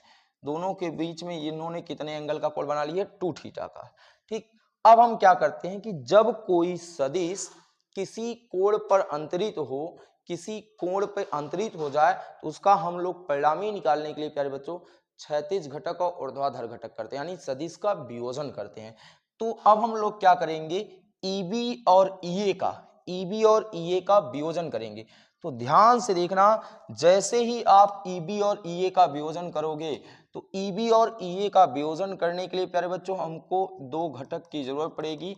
एक घटक होती है क्षैतिज घटक और एक होती है ऊर्ध्वाधर घटक, यानी एक क्षैतिज लाइन की जरूरत पड़ेगी, एक ऊर्ध्वाधर लाइन। तो ये कुछ हम लोगों ने लाइन खींच लिया है। अब आप देखो, जैसे ही आपने ये वाली लाइन खींचा, ये जो कोण 2 थीटा था वो आधे आधे पे बट के थीटा हो गया और थीटा हो गया। बात समझ पाए नहीं समझ, इसीलिए मैंने 2 थीटा लगाया था वहां पर कि जैसे ही हम एक लाइन यहाँ पर ड्रॉन करेंगे, खींचेंगे, तो ये एंगल आपका डिवाइड हो जाएगा, 2 थीटा वाला थीटा हो जाएगा, थीटा हो जाएगा। समझ पा रहे हो। अब देखना, मैंने प्यारे बच्चों ये चीज आप लोगों ने पढ़ के रखा होगा, मुझे उम्मीद है कि कोई सदिश है और इसका मुझे वियोजन करना है। तो यार इसका वियोजन करने के लिए हम एक ऊर्ध्वाधर लाइन खींचते हैं और एक क्षैतिज लाइन खींचते हैं, जिसके साथ कोण लगा होता है, जिस लाइन के साथ कोण लगा होता है वो सदैव प्यारे बच्चों क्षैतिज घटक होता है। उसे हम लोग क्या लिखते हैं, a cos थीटा, और जिसके साथ कोण नहीं लगा रहता उसे हम क्या लिखते हैं, a sin थीटा। यानी ये कोण जिसके साथ लगा रहेगा उसमें कास लग जाएगा, जिसके साथ कोण नहीं लगा रहता उसमें साइन लगता है। अब बताओ मेरे प्यारे बच्चों, जब आप EB का करोगे तो ईबी को जैसे ही यहाँ पर ये लाइन मिलाओगे तो ये लाइन, ये पूरी टोटल लाइन जो है यहाँ से ये किसके इक्वल होगा? क्या इसके साथ यहाँ कोण लगा है? नहीं लगा है। थीटा कोण तो इस लाइन के साथ लगा है ना, तो क्या हो जाएगा? ये लाइन हो जाएगी, ये लाइन हो जाएगी प्यारे बच्चों, इसका नाम हो जाएगा ईबी साइन थीटा। क्या हो जाएगा? EB sine theta. ठीक, और ध्यान से देखना, अब इसी लाइन को जब आप लोग नीचे x घटक पे देखोगे तो प्यारे बच्चों इसके साथ कोण लगा है, इसके साथ कोण लगा है, तो जिसके साथ कोण लगा रहता है उसके साथ कॉस लग जाता है, तो क्या लिखोगे? EB cos theta. बोलिए, अब हम देखेंगे ईबी का तो घटक कर चुके हैं, अब हमारी पारी है प्यारे बच्चों ईए का घटक करने के लिए। किसका? ईए का। तो ध्यान से देखना, ईए भी ईए के साथ जो कोण लगा है वो इस भुजा के साथ है, कोण इसके साथ है, इसके साथ नहीं है। तो जब आप डॉट डॉट करके इनको इनसे मिलाओगे प्यारे बच्चों तो यहाँ पर क्या हो जाएगा? ध्यान से देखना, जब आप इनसे मिलाए तो ये लाइन आपकी ये तैयार हुई, ये लाइन, ठीक, ये लाइन आपकी तैयार हुई, जिसे आप क्या नाम दे रहे हो? ध्यान से देखना, इसका नाम हो जाएगा ईए साइन थीटा। ईए साइन थीटा, क्योंकि इसके साथ कोण नहीं लगा है। और जब प्यारे बच्चों आप यहां मिलाओगे इस वाली लाइन को तो ये वाली लाइन आपकी तैयार होगी। यहाँ दो दो चीज, ईबी कॉस थीटा है तो यहाँ ईए कॉस थीटा हो जाएगा। केवल थोड़ी सी यहाँ आपको चीजें समझनी है कि यहाँ पर आपको दो दो तीरें मिली है। देखिए, एक व्हाइट कलर से दिखा रहा है जो कि ईबी कॉस थीटा, और जो प्यारे बच्चों आपका ये वाला कलर है, ये कलर आपको ईए कॉस थीटा बता रहा है। क्या इतनी बातें आपको समझ में आई है प्यारे बच्चों? यही चीज यहाँ समझना है, बस पूरे डेरिवेशन में आपको यही चीज यहाँ समझना है। एक बार मैं फिर से आपको बता रहा हूँ, ध्यान से देखना, ईबी ये लाइन थी, ईए आपकी ये लाइन थी, उसी का अगर हम लोग पूरा विस्तार यहाँ से समझ लें तो अच्छा रहेगा। आइए थोड़ा सा टाइम लेके पर पूरा उसको विस्तार से करेंगे। देखना, ये लाइन प्यारे बच्चों आपकी ऐसे थी, ये लाइन आपने नाम दे के रखा ईबी, और ये लाइन आपने नाम दे के रखा ईए, और दोनों के बीच का कोण बना कितना? 2 थीटा। ठीक, अब आपने दोनों को किया वियोजन, दोनों को जैसे ही प्यारे बच्चों वियोजन किए तो दोनों को वियोजन करने के लिए आपने एक क्षैतिज लाइन खींचा और एक आपने ऊर्ध्वाधर लाइन खींच लिया, खींच लिए।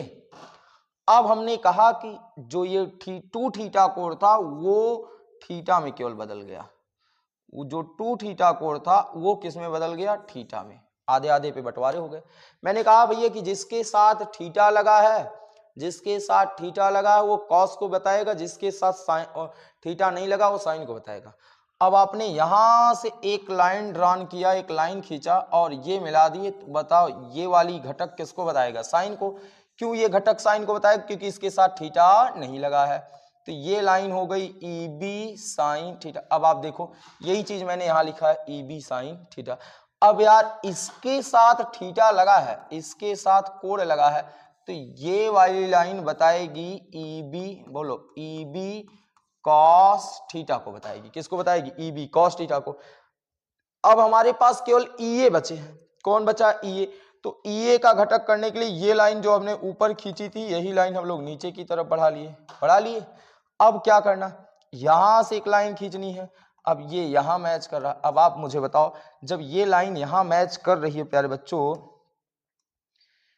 तो क्या इसके साथ कोण लगा है? कोण नहीं लगा है, तो ये लाइन हमको बताएगी ईए साइन थीटा। और जब हम लोग यहां लाइन खींचेंगे तो ये चीज हमको बताएगी ईए कॉस थीटा। यही चीज हमने यहां बना के रखा है। देखो वही चीज सब कुछ है। तो आप देखो यहां पर प्यारे बच्चों, चाहे आप ईबी साइन थीटा की बात कर लो, चाहे ईए साइन थीटा की बात करो, दोनों एक दूसरे के विपरीत हैं। दोनों एक दूसरे के विपरीत, एक ऊपर लग रहा है, एक क्या लग रहा है? नीचे लग रहा है प्यारे बच्चों। अतः ये एक दूसरे के परिमाण को, एक दूसरे की वैल्यू को निरस्त कर देंगे। क्यों? क्योंकि समान परिमाण इनका भी है, समान परिमाण इनका भी है। तो जितना बल ये ऊपर लगा रहे हैं उतना बल ये नीचे लगा रहे हैं, इसलिए ये एक दूसरे को निरस्त कर देंगे।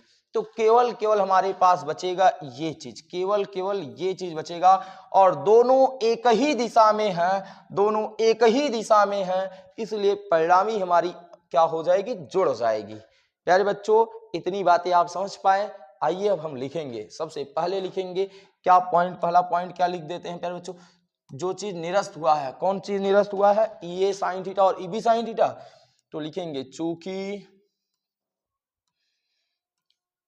चूंकि EA साइन थीटा व EB sine theta, EA sine theta व EB साइन थीटा एक दूसरे के विपरीत हैं। क्या है प्यारे बच्चों, एक दूसरे के विपरीत हैं। विपरीत का मतलब उल्टा है, एक दूसरे के विपरीत हैं। अतः ये एक दूसरे को निरस्त कर देंगे। क्या कर देंगे, निरस्त कर देंगे। बोलो क्या हो जाएगा प्यारे बच्चों, निरस्त कर देंगे। खत्म। अब आप बताओ, EB sine theta EA sine theta जब खत्म हो गए, बचा कौन, EA कॉस थीटा और EB कॉस थीटा। तो दोनों एक ही दिशा में है, तो दोनों आपस में जुड़ जाएंगी। अतः अब बिंदु C पर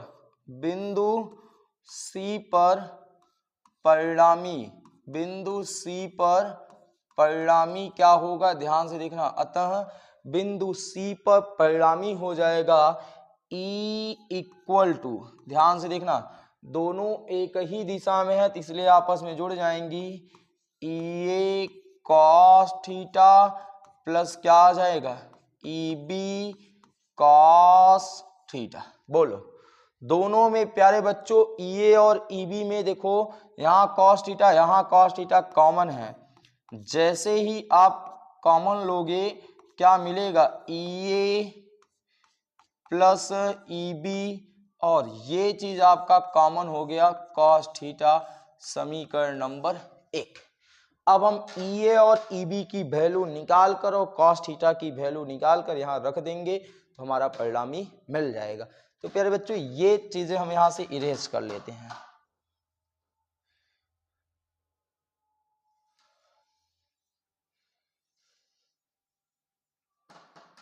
ठीक, अब हम क्या करेंगे, हमको EA और EB की वैल्यू निकालनी है। तो अभी हम लोगों ने EA और EB की वैल्यू निकालना सीखा था, कैसे निकाला जाता है हम लोग उसी से निकालेंगे। ध्यान से देखना, EA किसके कारण है, माइनस के कारण ना, तो माइनस Q आवेश के कारण। तो ध्यान से देखना, माइनस Q आवेश के कारण, माइनस Q आवेश के कारण उत्पन्न, क्या उत्पन्न विद्युत क्षेत्र की तीव्रता। ध्यान से देखिएगा, तीव्रता क्या होगी। ठीक प्यारे बच्चों, तो माइनस Q आवेश के कारण कौन उत्पन्न हुआ है यार, EA ना। तो EA इक्वल आपने फॉर्मूला पढ़ा था KQ बटे R का स्क्वायर, KQ बटे R का स्क्वायर। तो R यहां से यहां तक की दूरी, यहां से यहां तक की दूरी कौन है, AC है ना, तो AC का स्क्वायर हो जाएगा। क्या हो जाएगा प्यारे बच्चों, AC का स्क्वायर। अब पता करें प्यारे बच्चों कि यहाँ AC की वैल्यू कितनी होगी, A से लेके C की वैल्यू। तो बिल्कुल आसान है, 1 मिनट आप टाइम दीजिए, हम लोग AC निकाल लेते हैं। ये कैसे निकालेंगे, ध्यान से देखना। चाहे त्रिभुज COB की बात कर लो, चाहे त्रिभुज CO की बात कर लो, दोनों से चीजें आपको मिल जाएंगी। त्रिभुज COA में देखना, अब आप देखो ये कोण प्यारे बच्चों 90 अंश है, तो यहाँ पाइथागोरस थ्योरम लग जाएगा। तो इसके सामने वाली भुजा ये कर्ण है, ये हमारी लंब है, ये हमारी आधार है, तो कर्ण बराबर होता है लंब का वर्ग प्लस आधार का वर्ग। तो ध्यान से देखना, COA में कौन सा नियम लगाएंगे, पाइथागोरस प्रमेय से। कौन से प्रमेय से, पाइथागोरस प्रमेय से। पाइथागोरस प्रमेय क्या कहता है, कर्ण का वर्ग, कर्ण कौन है प्यारे बच्चों यहाँ, AC, कर्ण का वर्ग बराबर लंब का वर्ग, लंब कौन है, OC, लंब कौन है प्यारे बच्चों, OC, और आधार, आधार कौन है, AO, आधार कौन है, AO का वर्ग। चलो प्यारे बच्चों वैल्यू रखो, OC, O से लेके C तक की दूरी R है, O से लेके A की दूरी L है, तो यहाँ R का स्क्वायर हो जाएगा, यहाँ क्या हो जाएगा, L का स्क्वायर। तो ये AC का स्क्वायर आया, किसका आया, AC का स्क्वायर। अब आप मुझे बताओ, यहां से जब आप स्क्वायर हटाओगे इधर क्या लग जाएगा प्यारे बच्चों, कर्णी R का स्क्वायर प्लस L का स्क्वायर। क्या यहां तक बातें क्लियर है? ध्यान देना प्यारे बच्चों, जब AC आपका इसके बराबर है तो जो AC है वही BC होगा, क्योंकि सेम दूरी है, जितना AC है उतना आपका BC भी है। तो याद रखिएगा AC जो है BC के इक्वल है, याद रखिए ये बात। तो अब मुझे बताओ, यहाँ AC का स्क्वायर है तो AC का स्क्वायर की वैल्यू है R square plus L square. तो ये चीज क्या मैं वहां रख सकता हूं? अब ध्यान से देखना, अब क्या जो AC स्क्वायर की वैल्यू है वो यहाँ पुट किया जा सकता है, बिल्कुल रख सकते हैं यार। तो क्या हो जाएगा, EA इक्वल टू आ जाओ KQ बटे AC स्क्वायर की वैल्यू है R का स्क्वायर प्लस L का स्क्वायर। समीकरण नंबर आप बना दो 2, और ये EA की वैल्यू आ गई, किसकी वैल्यू आ गई, EA की वैल्यू। अब हमको EB चाहिए, तो EB भी इसी तरह हो जाएगा, इसी तरह, या तो ये लाइन लिख लो, प्लस Q आवेश के कारण, किसके कारण, प्लस Q आवेश के कारण उत्पन्न विद्युत क्षेत्र की तीव्रता। क्या प्यारे बच्चों, उत्पन्न विद्युत क्षेत्र की तीव्रता, उत्पन्न विद्युत क्षेत्र की तीव्रता EB इक्वल क्या हो जाएगा, बताओ सूत्र, KQ बटे बीच की दूरी।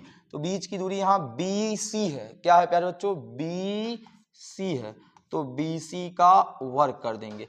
आप मुझे बताओ, जो BC है, मैंने अभी बताया था प्यारे बच्चों की जो BC है वो AC के बराबर है, तो जैसे AC स्क्वायर जो हुआ वही BC स्क्वायर भी होगा। तो प्यारे बच्चों यहाँ चीज ये लिख दे रहा हूं, चूंकि जो BC है वो हमारा BC स्क्वायर AC स्क्वायर के क्या है, इक्वल है, तो AC स्क्वायर की वैल्यू ये थी, तो यहाँ पुट कर देंगे, क्या आ जाएगा, KQ बटे BC के प्लस पे आपका R स्क्वायर प्लस क्या आ जाएगा, L का स्क्वायर। ये आप EB निकाले, समीकरण नंबर क्या बना लिए, 3। ये 2 और 3 से आपने EA और EB की वैल्यू निकाल लिए, ये वैल्यू उठा के आप समीकरण 1 में रखना है, याद रखना है। तो समीकरण 2 और 3 से EA और EB का मान समीकरण 1 में रखने पर A का मान, EB व EA का मान समीकरण 1 में रखने पर। चलो प्यारे बच्चों ध्यान से देखना, आप समीकरण 1 क्या है, यही है। तो समीकरण 1 E इक्वल टू EA की वैल्यू यहाँ है, कितना है, KQ बटे R का स्क्वायर प्लस L का स्क्वायर प्लस EB की वैल्यू भी यही है, कितना, KQ बटे R का स्क्वायर प्लस L का स्क्वायर, इनटू क्या है, ब्रैकेट के बाहर प्यारे बच्चों इनटू में लगा है कॉस थीटा। अब आप जानते हो कॉस थीटा को भी प्यारे बच्चों हम लोग यहां से हटा देंगे, तो यहां जो कॉस थीटा होता है वो हटाएंगे कैसे, कॉस थीटा बराबर होता है आधार बटे कण। क्या होता है प्यारे बच्चों, आधार बटे कण। यहां देखिए आधार आपका L है, कण आपका ये है, तो आधार OA है, कण आपका AC है, तो क्या आ जाएगा, आधार आपका क्या है प्यारे बच्चों, OA है और कर्ण AC है। अब आप मुझे केवल इतना बताओ प्यारे बच्चों कि जो OA है वो OA की वैल्यू कितनी है, यल है। O से लेके A की वैल्यू यल है। और कण कौन है प्यारे बच्चों, AC। AC की वैल्यू आप यहाँ निकाले हो, अंडर रूट में क्या निकाल के रखे हो, R का स्क्वायर प्लस L का स्क्वायर। तो वो वैल्यू उठा के आपको यहाँ रखना है cos थीटा के स्थान पे। तो E इक्वल क्या आ जाएगा, ध्यान से देखना। अब आप देखो यहाँ पर तो K आपका कॉमन है। कहोगे सर Q भी कॉमन है, हाँ कॉमन तो है, बिल्कुल कॉमन है प्यारे बच्चों, कॉमन तो आपके हैं ही है। तो क्या करते हैं, ध्यान से देखना, हम क्या कर रहे हैं, केवल इतना ध्यान देना, हर बराबर है, हर बराबर है प्यारे बच्चों, तो अंश जुड़ जाएगा, अंश जुड़ के आ जाएगा 2KQ बटे R का स्क्वायर प्लस L का square into cos theta. Cos theta की वैल्यू L बटे अंडर रूट में R square plus L square. क्या यहां तक किसी को दिक्कत नहीं होना चाहिए यार बच्चों? जब तक यहां अगर आपको अभी तक दिक्कत नहीं है तो आगे भी दिक्कतें नहीं आएंगी। अब ध्यान से देखना, करते क्या है, अगले स्टेप में इसी स्टेप को K बाहर कर रहे हैं, K को बाहर कर रहे हैं, क्या मिलेगा, K को जैसे ही आपने बाहर किया तो आपको मिला Q इंटू 2L। ऊपर ध्यान देना, K बाहर हो गया, Q लिख लिए, 2L को अलग कर लिए, तो Q इंटू 2L हो गए। नीचे क्या है, R square plus L square की पावर कुछ नहीं है, तो जिसके पावर कुछ नहीं रहता प्यारे बच्चों उसके पावर 1 हो जाता है, यहाँ पर जहां लगा है। और ये अंडर रूट हटा के हम लोगों ने क्या लिखा प्यारे बच्चों, अंडर रूट हटा के इसे लिख रहे हैं R square plus L square. किसी के अंडर रूट को हटाते हो तो उसके पावर 1/2 लग जाता है, क्या लग जाता है, 1/2। यहां तक क्लियर? देखो इसको हमने हटाया, अंडर रूट को हटाया, पावर 1/2 लगा दिए, ठीक। अब आप देखो, आपको अच्छे तरीके से पता चल रहा होगा कि ये किसके इक्वल है, ये Q इंटू 2L किसके इक्वल है प्यारे बच्चों, P के। किसके इक्वल है, P के। तो यार K का गुना P से हो जाएगा, क्या हो जाएगा, KP हो जाएगा। तो अगली स्टेप में जो हम लोगों का सूत्र तैयार होगा वो हम लोग को ये मिलने वाला है, देखो क्या मिलेगा, E इक्वल टू KP। देखिए KP अपान में, यहां देखो ये आधार बराबर है प्यारे बच्चों, जो आधार R square plus L square यहाँ है वही आधार R square plus L square है। तो जब आधार बराबर होती है तो घाते आपस में जोड़ दिए जाती हैं। कुछ इस प्रकार याद आ रहा होगा, अगर x के पावर 2 और x के पावर 5 रहता था तो पावर को ऐड करके x के पावर 7 लिखते थे, कुछ याद आया? तो सेम कंडीशन प्यारे बच्चों हम वहां पर अप्लाई करेंगे। तो देखो जब 1 और 1/2 जोड़ोगे तो ध्यान से देखना, वहां जब आप 1 और 1/2 जोड़ोगे तो 3/2 आएगा। तो आधार आपका बराबर है तो R square plus L square, घाते आपस में इनकी जुड़ जाएंगी, 1 प्लस क्या हो जाएगा, 1/2। जैसे वहां आपने जोड़ा 2 और 5 जोड़ के 7 किया, वैसे ही इनकी घात जुड़ गई। तो देखो 2 1 के 2, 2 1 ऐड कर दोगे 3, 3/2 आ जाएगा। तो E इक्वल क्या मिलेगा, KP पूरे के बटे R square plus L square power 3/2। ठीक, यहां तक कोई दिक्कत नहीं होना चाहिए। अब वही कंडीशन प्यारे बच्चों कि यदि R दूरी काफी बड़ी हो, L दूरी काफी छोटी हो, तो यदि R काफी बड़ा हो L से, तब हम L की क्या कर देंगे, उपेक्षा, यानी L 0 हो जाएगा। तब जैसे ही L 0 हुआ तो अब आपके पास क्या बचा यहां पर, E इक्वल टू KP बटे क्या मिलेगा यहाँ, R का स्क्वायर और टोटल के पावर 3/2। टोटल के ये L 0 हो गया तो टोटल के पावर 3/2। ध्यान से ये दो चीज, पावर 2 कैंसिल हो जाएगा। तो जो लास्ट वाला फॉर्मूला मिलेगा वो मिलेगा प्यारे बच्चों, यहां से नहीं मैं यहां लिख दे रहा हूं, E इक्वल टू KP बटे यहां क्या बचा, केवल R के पावर 3। तो प्यारे बच्चों आप देखिए वहां ये निरक्ष पर आया, ये निरक्ष पे फॉर्मूला आया, E इक्वल टू KP बटे R के पावर 3, KP बटे RQ। यहां भी देखिए निरक्ष पर भी जो विद्युत क्षेत्र की तीव्रता उत्पन्न हुई है वो P और R पे निर्भर है, न कि Q पर निर्भर है। ठीक, बात समझ पाए? तो इस प्रकार प्यारे बच्चों आपको निरक्षीय स्थिति पर विद्युत क्षेत्र की तीव्रता निकालनी रहती है।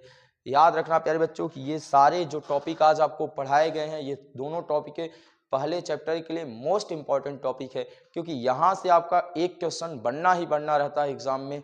तो आप इसमें जहाँ भी आपको कोई भी समस्या आया होगा प्यारे बच्चों, वो एक बार आप कमेंट बॉक्स में कमेंट जरूर कीजिएगा प्यारे बच्चों। और अगर आपको सारी चीजें समझ में आ गई होंगी तो भी कमेंट कीजिएगा, क्योंकि प्यारे बच्चों आप लोगों के लिए काफी ज्यादा मेहनत करना पड़ता है कि आप कोई भी चीजें छूटने ना पाए, ऐसा बताया जाए।